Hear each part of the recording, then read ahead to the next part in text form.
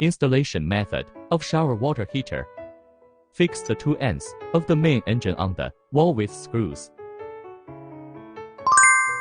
Attention! Be sure to mount the machine vertically on the wall. Put the waterproof sealing ring into the water temperature regulating valve. Install the water temperature regulating valve at the inlet at the bottom of the machine.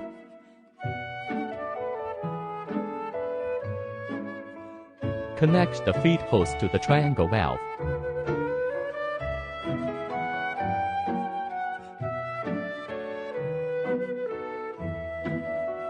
Connect the other end of the water inlet hose to the water temperature regulator.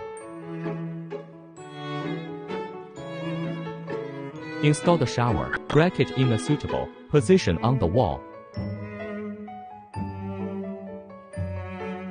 Connect the shower to the hose.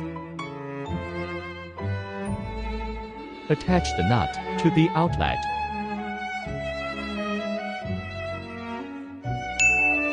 First use must put cold water first. Put the plug in the plug. Turn to the boiling water valve. The greater the water, the lower the temperature. Turn the water to the right. The smaller the water, the higher the temperature.